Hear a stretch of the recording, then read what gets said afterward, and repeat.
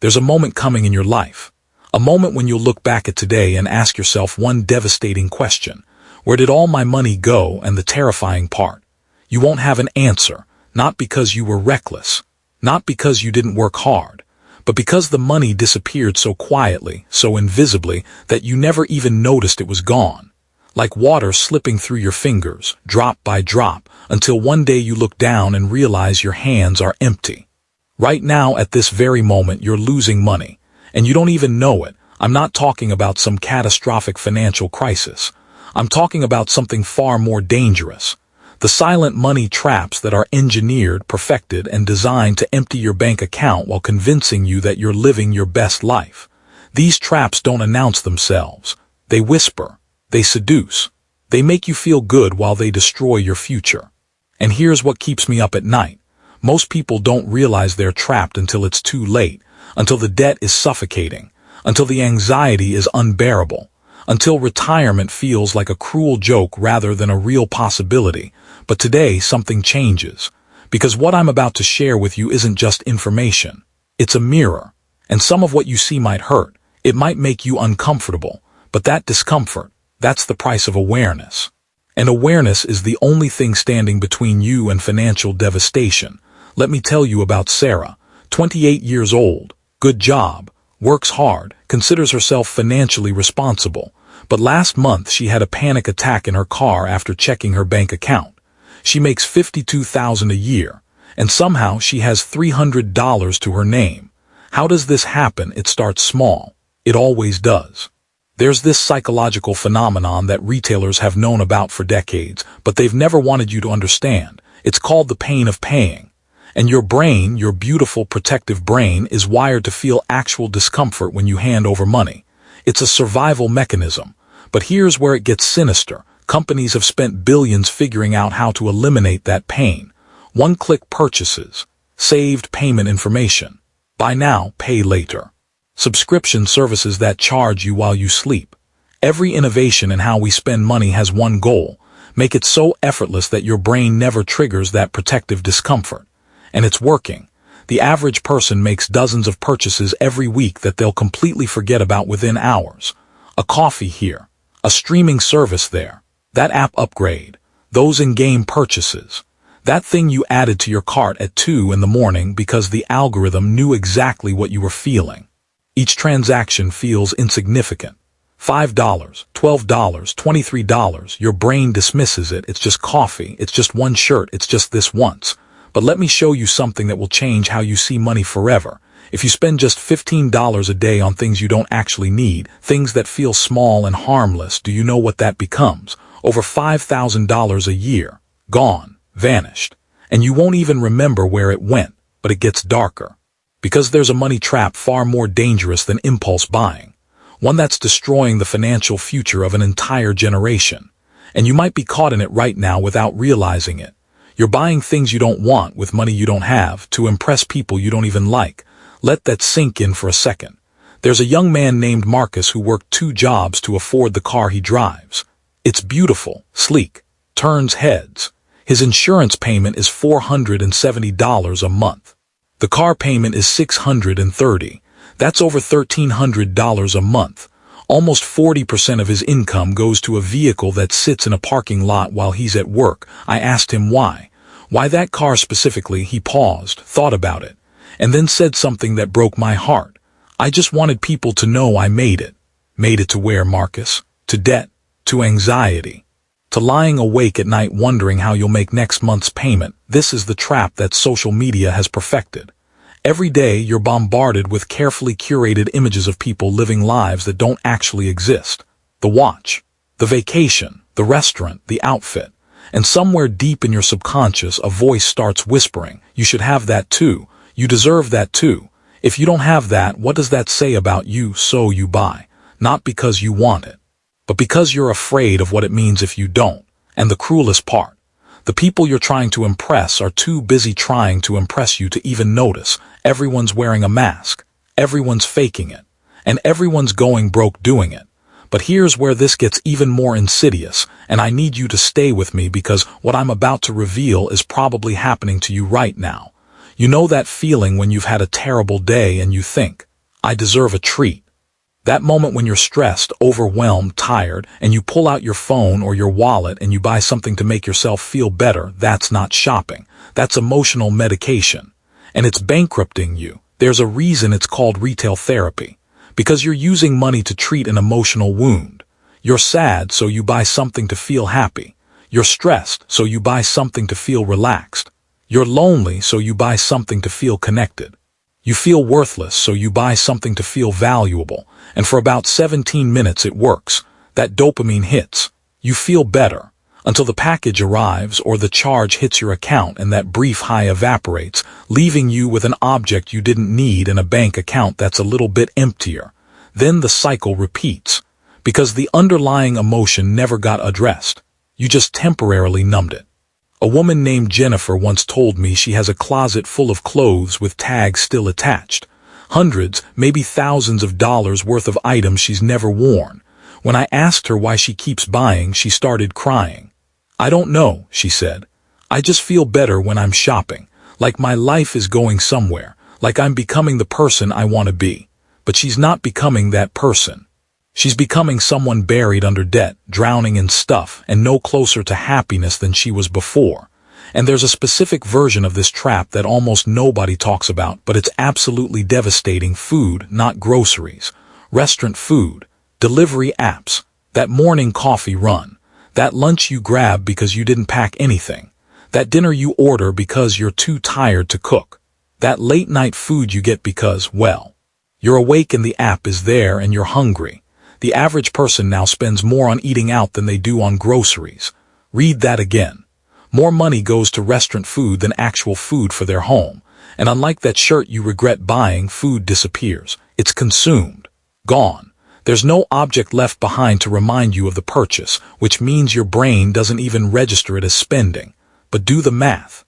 If you spend $20 a day on outside food, that's $600 a month. Over $7,000 a year. For food you'll forget about within an hour of eating it, $7,000. That could change your life. That could be an emergency fund, an investment account, the start of a down payment. The thing that gives you options when life gets hard. Instead, it's gone. Converted into moments of convenience that you won't even remember. But I'm going to tell you something right now that might be hard to hear. All of these traps, as devastating as they are, they're not the worst one. There's something more dangerous. Something that's probably active in your life right this second. And when I reveal it, you're going to feel it in your chest. Stay with me. You're familiar with subscriptions, right? That streaming service, that app, that membership, that premium upgrade. They're usually small, $10 a month, $15 a month, $20 a month. And when you signed up, you probably thought, it's just $10. I spend more than that on lunch. But here's the trap. Subscriptions are designed to be forgotten. You sign up once, use it for a few weeks, and then it fades into the background of your life. But the charge doesn't fade. Every month, like clockwork, money leaves your account, forever. Or until you remember to cancel it. The average person has at least 4 subscriptions they're not actively using. 4. That's anywhere from $40 to $100 a month. $500 to $1,200 a year. For things they don't use. But it gets worse. Because companies know you'll forget, they count on it. They make cancellation difficult, hidden in settings, requiring phone calls, making you feel guilty, offering discounts to keep you hooked, and the psychological trick is brilliant. $10 doesn't trigger your financial defenses. It's too small to care about. But $10 a month for 5 years, that's $600. For something you stopped using after month 2, now multiply that across all your subscriptions, all those automatic charges, all those things you meant to cancel but never did. It adds up. Silently, invisibly, month after month, year after year. But even this isn't the most dangerous trap. Because what I'm about to share goes deeper than spending. It attacks the very foundation of your financial future. And most people don't realize it's happening until it's too late to recover. You're not saving. You're not investing. You're just surviving, paycheck to paycheck, week to week, day to day. And every financial expert will tell you the same thing. Start investing early. Build an emergency fund. Save for retirement. You've heard it 1,000 times, but here's what they don't tell you. Here's the devastating truth that no one wants to say out loud.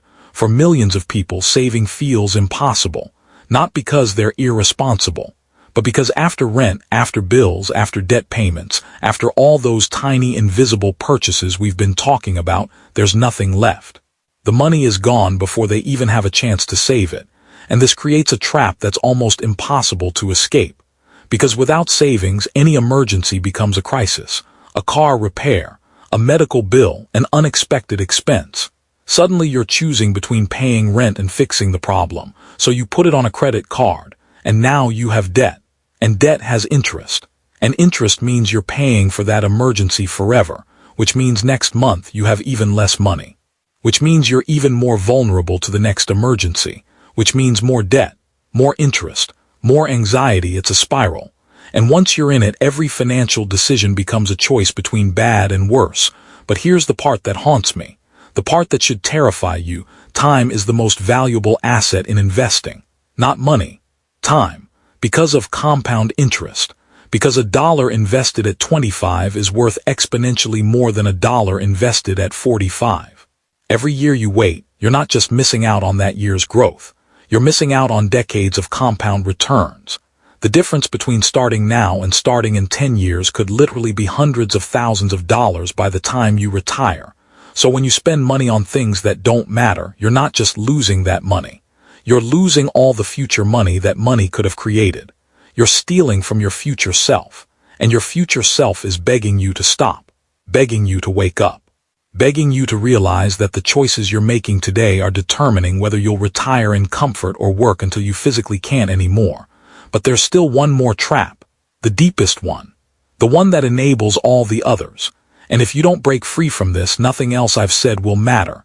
You're lying to yourself about your financial situation. You tell yourself you're doing fine, that you'll start saving next month, that this purchase is the last one, that you're in control, that everyone lives like this, that it's normal to have debt, that it's fine to have no emergency fund, that you're young and you have time.